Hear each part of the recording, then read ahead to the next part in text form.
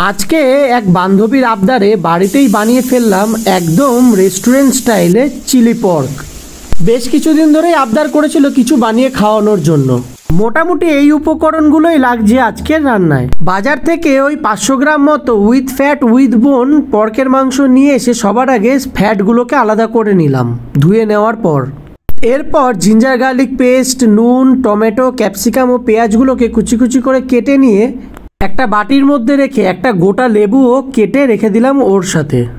Extra ফ্লেভারের জন্য আমি কিছু রসুন আর একটু স্প্রিং অনিয়ন নিয়ে নিয়েছিলাম। চলো এবার ঝটপট রান্নাটা শুরু করা যাক। প্রথমে সামান্য একটুখানি নুন নিয়ে মাংসটার ওপরে ছড়িয়ে দেব। এইবার এই মাংসটাকে ভালো করে নুনটা দিয়ে মাখিয়ে নেব। নুনটা ভালো করে মাংসের গায়ে মাখানো হয়ে যাওয়ার পর এইবার আমরা এই রকম একটা প্রেসার কুকার নিয়ে নেব, কারণ মাংসটাকে সিদ্ধ করার জন্য প্রেসার কুকারটাই লাগবে। প্রেসার কুকারটাকে নিয়ে নেওয়ার পর ওই নুন মাখিয়ে রাখা মাংসটাকে সবার আগে প্রেসার কুকারে দিয়ে দিলাম। মাংসগুলো প্রেসার কুকারে ঢেলে নেওয়ার পর হাত দিয়ে একটুখানি ছড়িয়ে দিয়ে ওপর থেকে কিছু ফ্যাট আমরা আলাদা করে অ্যাড করে দেবো। যেহেতু আমরা প্রেসার কুকারে এখন পুরোটাই সেদ্ধ করব, তো ফ্যাটটা অ্যাড করে দিলে মাংসটা সেদ্ধ হতে সুবিধা হবে আর সাথে সাথে ফ্যাটটাও গলে যাবে। ফ্যাটটা মাংসের সাথে অ্যাড করে দেওয়ার পরেই ওপর থেকে একটুখানি পেঁয়াজের টুকরো দিয়ে দেবো। খুব বেশি নয়, একদম সামান্য কয়েকটা টুকরো আমরা দিয়ে দেবো মাংসের মধ্যে, যাতে মাংসের মধ্যেই পেঁয়াজের ফ্লেভারটা চলে আসে সেদ্ধ হওয়ার সময়।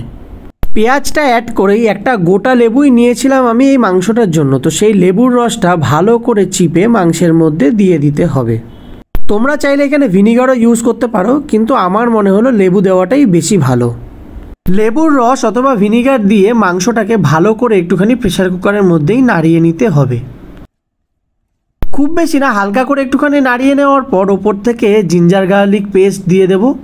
তারপরে আমি কিছু কারি পাতা এনে রেখেছিলাম, এটাও দিয়ে দিলাম। এরপরে সামান্য চিলি ফ্লেক্স ও স্প্রিং অনিয়ন কেটে মাংসটার ওপরে দিয়ে দিলাম। এইবার অল্প একটু সয়া সস মাংসের ওপর থেকে দিয়ে দিলাম, এক ছিপি মতো দিলেই হবে।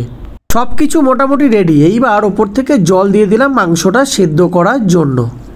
হাফ প্রেসার কুকার মতো জল দিয়ে দিলেই হবে, পুরোটা ভরার দরকার নেই। জলটা দিয়ে দেওয়ার পর ওপর থেকে সামান্য কিছু লবণ অ্যাড করে নেব আমি মাংসটার মধ্যে।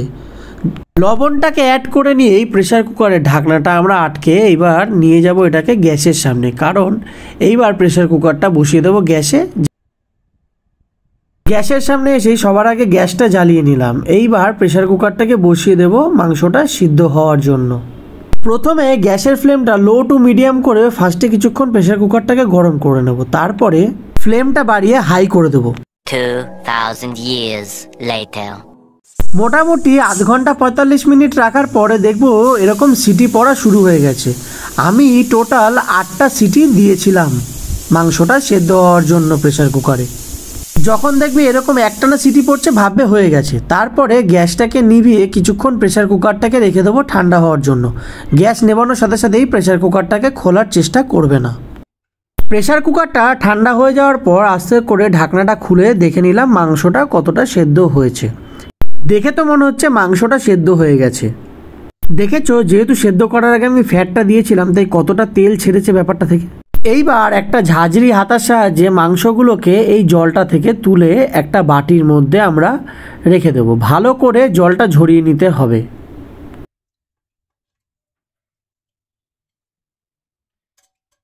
আস্তে আস্তে পুরো মাংসটাই আমরা এই ঝাঁঝরি হাতার সাহায্যে জলটা থেকে তুলে বাটিটার মধ্যে রেখে দেব আর জলটাকে এক সাইডে রেখে দেব।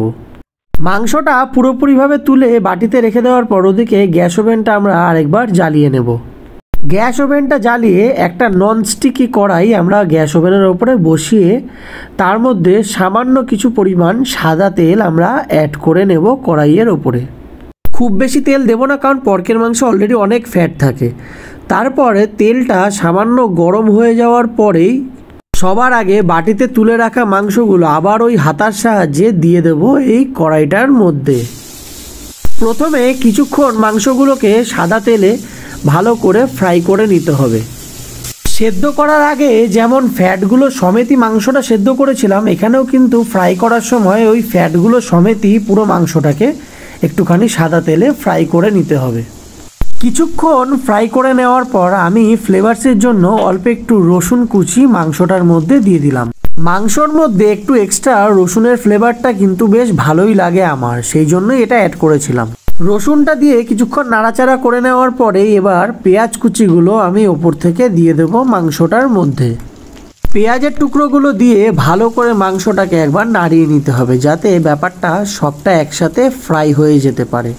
পেঁয়াজের টুকরোগুলো দিয়ে নাড়িয়ে নেওয়ার পর এবার টমেটো আর ক্যাপসিকামগুলো সেমভাবে দিয়ে দেবো মাংসের মধ্যে। টমেটো ও ক্যাপসিকামটা দেওয়ার পর এবার জিনিসটাকে ভালো করে একটু নাড়িয়ে নিতে হবে, আর এই পুরো ব্যাপারটাই কিন্তু মিডিয়াম টু লো ফ্লেমে করতে হবে। খুব সুন্দর একটা গন্ধ বেরিয়েছে।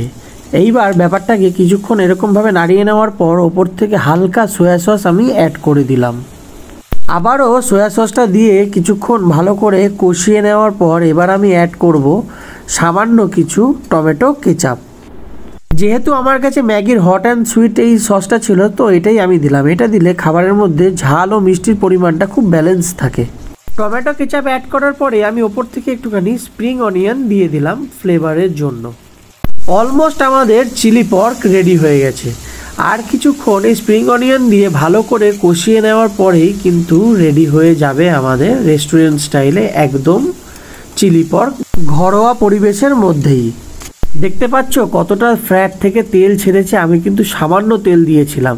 এইবার ওপর থেকে স্বাদ মতো নুন ও চিনি অ্যাড করে নিয়ে ভালো করে নাড়িয়ে নেওয়ার পরেই কিন্তু রেডি আমাদের চিলি পর্ক।